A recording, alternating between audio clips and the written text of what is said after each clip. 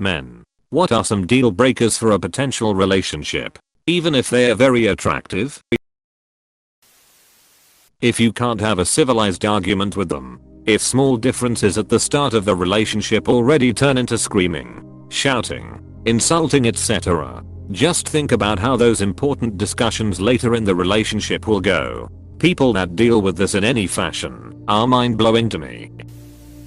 Seeing how they speak to other people, especially when they aren't around. If they talk their friends when they aren't around, why would you think they wouldn't do that to you as well? Also, if they can't keep a secret. Not being able to apologize. Everybody makes mistakes. Doesn't matter. Own up to it, and I respect you even more. Seek excuses? Bye. You ever had the fake apology "I'm sorry you feel that way"? Lack of respect for my boundaries. I learned this lesson the hard way once. I've got no intention of letting it happen again.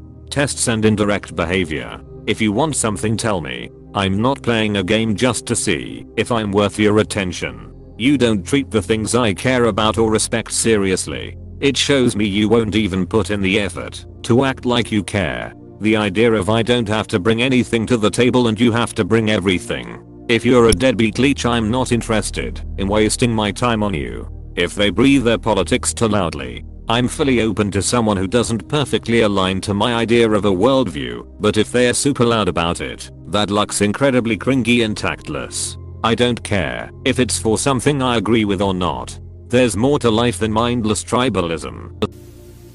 Everybody in 90 Day Fiancé. It's comforting to know if I want to just let myself go now or end up an old cougar, I can pick up a cute 30-year-old husband from Morocco. Complaining about everything without any positivity about anything.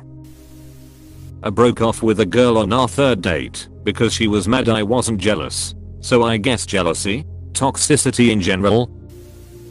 They spend 90% of their free time sat on their phone, but get annoyed when you play a few hours of PlayStation to relax. Or she is on her phone all the time, but doesn't pick up phone calls from you, or takes forever to respond to a text. Doesn't let you have time to yourself / their entire life revolves around you to the point that they suffocate you. To add on, if a partner is controlling of your relationships with friends and family, and generally won't let you exist as your own person, red flag is understating it. You should be able to at least occasionally do things without your partner. You should be able to have private spaces and private thoughts. You should be able to maintain existing relationships and create new ones. I dated someone once who was insistent as to how I slept and didn't like it if I tried to get into a more comfortable position. Surprise, surprise. Also came with a side of emotional abuse and manipulation. Talking about exes too much to the line of comparing you to. Big no for me. Edit. Thank you all for the awards, and I would like to clarify a few things. Sure, sometimes it's completely okay to talk about your ex-partner. It is part of your life. But if you do it too soon, or talk about it way too often, that does raise few red flags. And as I said, if they compare you to the ex, it can be okay if it's way down the road and you are already dating. But on second date, that's mostly bad for several reasons. It's okay to have past and talk about it when the timing is right. But talking about your ex openly and too much, way too early is just a red flag for me. No test behavior. Be straightforward or I'll assume you're likely to instigate dump shit drama. Honesty for honesty. Edit. I was honestly not expecting this to go the way it did. Just want to say thank you for the various awards. And I hope all is well in your lives and your relationships of present and future. Honesty and trust, without games played on either part, are integral if something is going to last. If ever you have questions or concerns, raise them with your partner directly. It'll put the two of you in a much better place moving forward. Cheers all, and thank you again. I dated a girl in college that broke up with me, then got super mad at me and blew up my messages a few weeks later because it wasn't supposed to be a real breakup. It was a test to see if I cared enough to fight for her and try to win her back, and I broke her heart by not doing that when she broke up with me. LMAO, someone had been watching too many rom-coms and found out real quick the real world doesn't work that way. If you break up with someone, don't be surprised if they do the adult thing, leave you in the rear view, and move on with their lives. Edit. For context, we had only been dating for like 3 months and it totally came out of the blue. She did the whole "I just don't think this is working and the chemistry isn't there, we should move on" thing, which is fair enough. It wasn't serious and that was plenty closure for me. May RIP her heart. Met this girl in college. Nice personality. Smoking hot body. Invited her over to my dorm for some Netflix and chill and quickly noticed she had a, how to put it delicately, a severe bow problem. I'm talking rank, and when she took her shoes off it was worse than some of the guys I used to play basketball with. Okay, not a deal breaker. Maybe she just had a long day and hadn't had a chance to take a shower. Happens to all of us. So we got together a few more times, and if anything it got worse. So I tried dropping some subtle hints. She finally told me she was into something called natural hygiene and didn't bath more than once every couple weeks or ever use deodorant, soap or shampoo. Nope. My D was screaming yes, but my nose vetoed it. I was out. Huge red flag when they ask you for every little detail when you've been somewhere without them, be out with friends or something, and basically accusing you of cheating, then getting overly defensive and secretive, showing really strong cheater signs themselves. Could be. I was on the opposite side of that once though. I never cheated or had any desire to, but my ex would get really defensive when I asked her about a night, where she was, what she did, etc. Her story changed sometimes, and she was always evasive in her answers. I don't know if she cheated, but she was definitely overly defensive and secretive. Trust is a two-way street.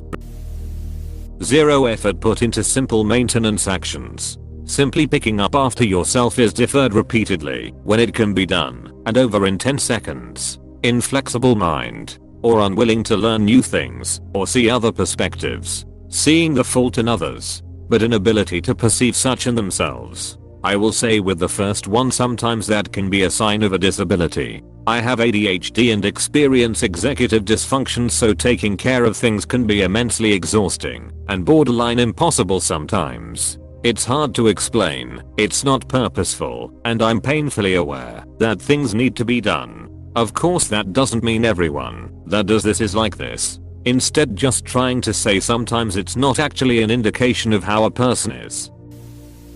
If they are terrible with finances. Money is cited in the top 3 reasons for divorce. Always. And money affects every facet of life. My Bill married a gal who was always a next thing away from getting her financial list together. Anyway, he's living with us now, after his 2-year marriage ended. Because, it turns out, people who are bad with money and have no real interest in saving likely will not change.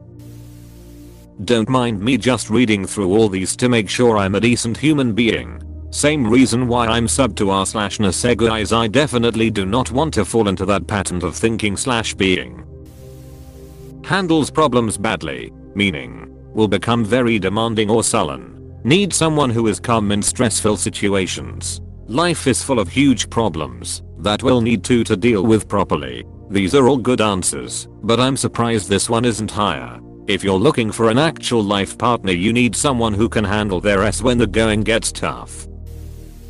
I dated this chick. We'll say the one that got away. Everything clicked on every level. But during quiet moments, like bed or driving, she hated silent moments and would screech like a dinosaur incredibly loud. It always caught me off guard and drove me absolutely nuts. Sounds like an SNL sketch, man.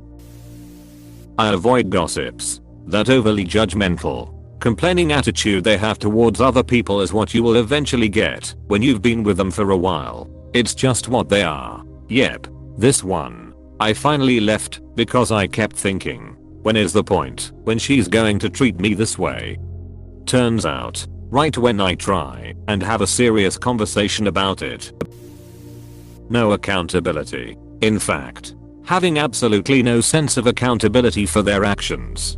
Believe me, it is more common than you think. Edit 1. Hoa. So that's what it feels like when something blows up overnight. This is overwhelming. Thanks guys. Edit 2. The people who gave me the awards. Thank you guys. You're so kind. Edit 3. It feels so great so many of you relate to this. And it feels so sad so many of you relate to this. Edit 4. Some of the responses are so shockingly close to my experience that I feel we have lived the same lives. The explanations, the examples, etc. It's as though you were there watching me through a camera and are now just describing my experiences. I hope you all find true happiness in life. Thanks again. Close bracket. If it was always the ex-partners, up to this point, who was a problem, and never ever herself, red flag for me big time. Was seeing a girl about a year ago that admitted to cheating on her ex-boyfriend, but followed it up by blaming it on him for not realizing she was lying to him after she dropped so many obvious hints. By the book Gaslighting, the amount of lies and mudslinging she put on my name after I disengaged from that train wreck was a huge mess. Lost a lot of fake friends, but at least I kept the good ones.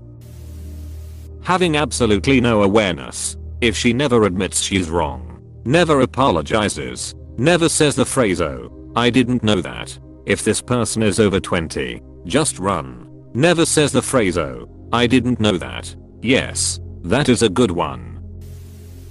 I'm keeping it simple. Infidelity.